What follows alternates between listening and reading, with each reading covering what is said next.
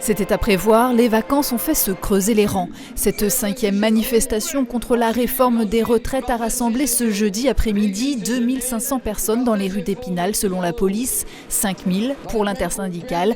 Un cortège moins conséquent que les semaines précédentes où on avait atteint 6 à 9 000 manifestants. Les syndicats appellent à durcir le ton au retour des vacances. On va suivre l'intersyndicale nationale et appeler à l'arrêt du pays, à la grève reconductible à partir du 7 mars. Ce sera des grèves, ça c'est sûr, des manifestations, des tractages devant les entreprises. Dans les entreprises, on encourage aussi les jeunes à manifester et à se mobiliser. Un durcissement qui n'est pas du goût de tous. Dans les magasins, les journées de manifestation qui s'enchaînent commencent à peser sur le moral, même si les commerçants rencontrés saluent le calme qui règne dans les cortèges. Au niveau de la clientèle, forcément, nos clientes, elles sont aussi un petit peu plus embêtées pour venir au salon. On commence à le ressentir au niveau de la prise de rendez-vous, au niveau des retards que les clients peuvent avoir à cause du fait que malheureusement, ils ne peuvent pas se stationner en ville. Donc c'est un petit peu compliqué, effectivement. Dans la rue, la bataille concerne aussi le pouvoir d'achat.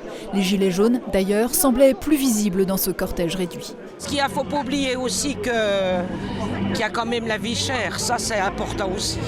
J'avais tous mes trimestres, mais malheureusement j'ai une toute petite retraite. On sait très bien que la retraite, tout est déjà budgétisé depuis des années. On sait que nos gouvernants sont partis du principe que gouverner c'est prévoir.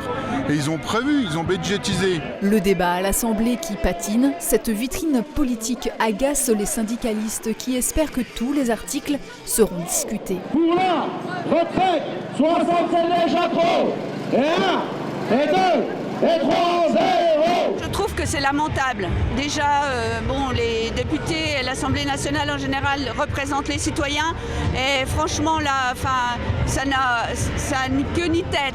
C'est un jeu de chat à la souris entre le gouvernement qui réduit l'espace de discussion et l'opposition qui essaye d'inonder l'espace de discussion. Mais nous, notre position, c'est qu'il faut aller dans tous les articles parce qu'à chaque fois, y compris dans la presse, on commence à décortiquer le texte et se rendre compte, par exemple, que les 1200 €, c'est un enfumage. En perspective, une mobilisation pour les droits des femmes le 8 mars, femmes qui pointent le caractère injuste de la réforme. J'estime que la maternité devrait compter d'entrée de jeu comme des trimestres cotisés. Je ne trouve pas ça normal. C'est vraiment catastrophique pour les femmes, mais c'est catastrophique pour tout le monde.